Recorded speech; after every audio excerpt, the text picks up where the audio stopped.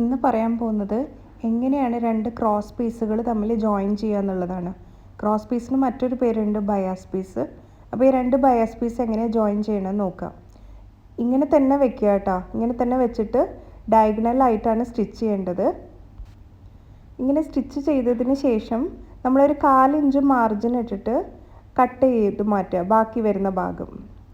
അത് കഴിഞ്ഞിട്ട് അത് ഓപ്പൺ ചെയ്ത് കഴിഞ്ഞിട്ടുണ്ടെങ്കിൽ നല്ല സ്ട്രെയിറ്റ് ആയിട്ടുള്ള ഒരു പീസായിട്ടുണ്ടാവും. ഇങ്ങനെ തന്നെ വേണം കേട്ടോ നെക്ക് ഫേസ് ചെയ്യാനുള്ള ബയസ് സ്ട്രിപ്പ് കട്ട് ചെയ്ത് ജോയിൻ ചെയ്യാൻ. ഇനി അത് നടുമടക്കിയിട്ട് എഡ്ജിലൂടെ സ്റ്റിച്ച് ചെയ്യുക.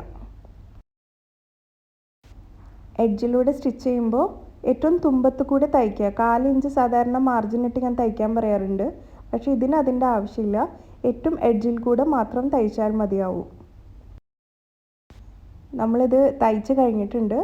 ഇനി ഇതെങ്ങനെയാണ് നെക്കിലേക്ക് അറ്റാച്ച് ചെയ്യണമെന്ന് നോക്കാം. ഇനി നമ്മളിത് തയ്ക്കുകയാണ്. തയ്ക്കുമ്പോൾ ശ്രദ്ധിക്കേണ്ട കാര്യം ആദ്യത്തെ കുറച്ച് ഭാഗം തയ്ക്കരുത്. എന്നിട്ട് കുറച്ച് ദൂരം വിട്ടിട്ട് വേണം നമ്മൾ സ്റ്റാർട്ട് ചെയ്യാൻ സ്റ്റിച്ചിങ്. 1/4 ഇഞ്ച് മാർജിൻ ഇട്ടിട്ട് തന്നെ തയ്ക്കാൻ ശ്രദ്ധിക്കുക. ഫുൾ റൗണ്ട് തയ്ച്ച് വരണം. ഒരേ മാർജിനിൽ വേണം. കയറി ഇറങ്ങിയും പോവരുത്.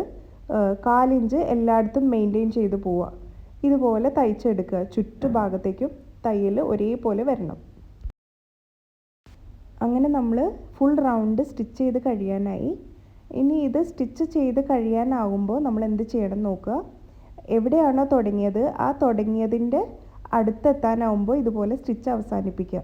എന്നിട്ട് എക്സസ് വരുന്ന സ്ട്രിപ്പ് കട്ട് ചെയ്യുക. കട്ട് ചെയ്യുമ്പോൾ ശ്രദ്ധിക്കുക, ജോയിൻ ചെയ്യാനുള്ള തുമ്പ് കഴിഞ്ഞതിന് ശേഷം വരുന്ന ഭാഗം വേണം കട്ട് ചെയ്ത് മാറ്റാൻ.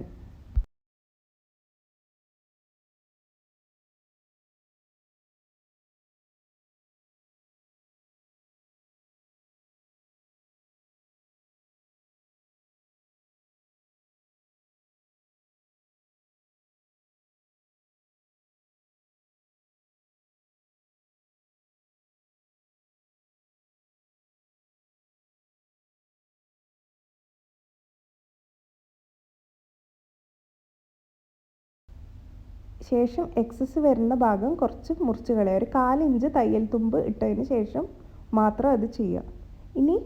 ഇനി വരുന്ന രണ്ട് എഡ്ജ് രണ്ട് സൈഡിലേക്ക് മാറ്റി പിടിക്കുക. എന്നിട്ട് നമ്മൾ കുറച്ച് ദൂരം തയ്ക്കാൻ ബാക്കി ഉണ്ടായിരുന്നില്ലേ, ആ ദൂരം തയ്ച്ചെടുക്കുക. ഇപ്പോൾ കറക്റ്റായിട്ട് ഫുൾ റൗണ്ട് നമ്മൾ തയ്ച്ച് കഴിഞ്ഞു. ഇനി വേണ്ടത് എന്താണെന്ന് വെച്ചാൽ ഒരു ടോപ്പ് സ്റ്റിച്ച് ചെയ്യലെന്ന് പറയുന്ന ഒരു പരിപാടി ഞാൻ അതിന് മുന്നേ നിങ്ങളെ പഠിപ്പിച്ചിട്ടുണ്ടായിരുന്നു. അത് ചെയ്യുക. അതെന്താണെന്ന് വെച്ചാൽ ഇങ്ങനെ മടക്കി പിടിച്ചതിന് ശേഷം ഈ ജോയിൻറ്റിൻ്റെ ഇപ്പുറത്തേക്കായിട്ട് തയ്ച്ചെടുക്കുക. ഫുൾ റൗണ്ട് അതേപോലെ തയ്ച്ചെടുക്കുക. നെക്കിൽ തയ്ക്കരുത്. ഈ എക്സ്ട്രാ പീസ് നമ്മൾ പിടിപ്പിക്കുന്നില്ലേ അതിൽ തന്നെയാണ് തയ്ക്കേണ്ടത്. അതെന്തിനാണ് തയ്ക്കുന്നതെന്ന് വെച്ചാൽ നമ്മൾ ഈ എക്സ്ട്രാ പീസ് ഉള്ളിലേക്ക് മടക്കിയിട്ട് നമ്മൾ തയ്ക്കാനുള്ളതാണ്. അത് പൊന്തി പുറത്തേക്ക് വരാതിരിക്കാൻ വേണ്ടിയിട്ടാണ് നമ്മളിത് ചെയ്യുന്നത്. നീറ്റായിട്ട് മടങ്ങി നിൽക്കാൻ വേണ്ടിയിട്ടുള്ള ഒരു ട്രിക്കാണത്.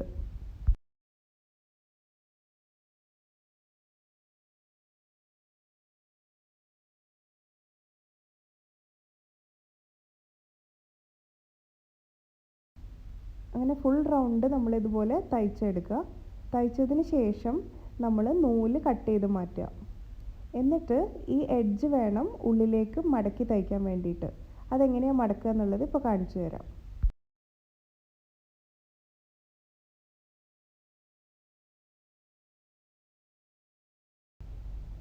ഇതുപോലെ നെക്ക് മടങ്ങിയിട്ട് ഉണ്ടാവുക. നമ്മൾ തയ്ച്ച് കഴിഞ്ഞിട്ടുണ്ടെങ്കിൽ ഇതിൻ്റെ എഡ്ജൊന്നും പുറത്തേക്ക് ചാടി വരാതിരിക്കാൻ ശ്രദ്ധിക്കുക. അതിൻ്റെ തുമ്പൊക്കെ ഉള്ളിലേക്ക് തന്നെ വെക്കുക. ഇനി നമ്മൾ തുണി ഒന്ന് മറിച്ചിടുക.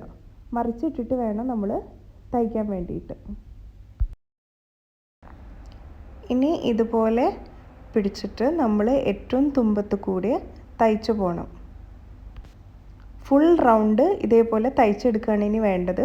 അതെങ്ങനെയാണെന്ന് കാണാം.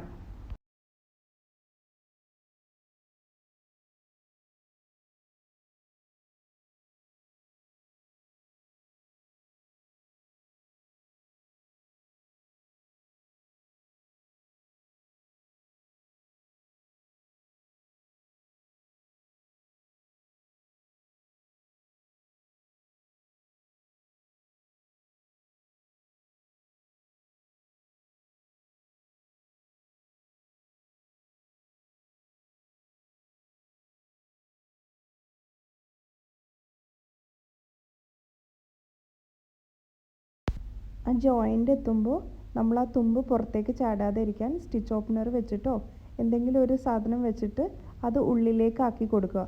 അല്ലെങ്കിൽ അത് തയ്ച്ച് കഴിഞ്ഞാൽ അതിൻ്റെ തുമ്പ് പുറത്തേക്ക് ചാടി നിൽക്കും.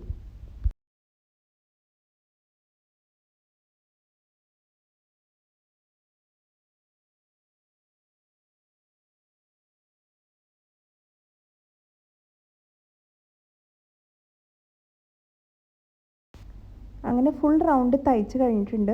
ഇപ്പം നെക്കൊക്കെ പൊന്തി വൃത്തികേടായി നിൽക്കുന്നത് കണ്ടില്ലേ?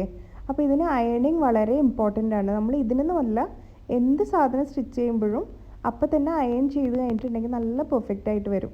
കണ്ടോ, ഇപ്പോൾ ഫ്ലാറ്റായി നിൽക്കുന്നത് കണ്ടോ? ഓൾറെഡി പൊന്തി നിന്നിരുന്ന ഒരു നെക്ക് ഇപ്പോൾ അയൺ ചെയ്ത് കഴിഞ്ഞപ്പോൾ വളരെ നീറ്റായിട്ട് പതിഞ്ഞ് നിൽക്കുന്നത് കണ്ടോ? അപ്പോൾ ഇതുപോലെയാണ് നമ്മൾ നെക്ക് ഫേസിങ് ചെയ്യേണ്ടത്. അപ്പോൾ എല്ലാവരും ട്രൈ ചെയ്തിട്ട് എന്തെങ്കിലും ഡൗട്ട് ഉണ്ടെങ്കിൽ കമൻ്റ് ആയിട്ടോ അല്ലെങ്കിൽ നേരിട്ടിട്ടോ എന്നോട് ചോദിക്കാം. Thank you for watching.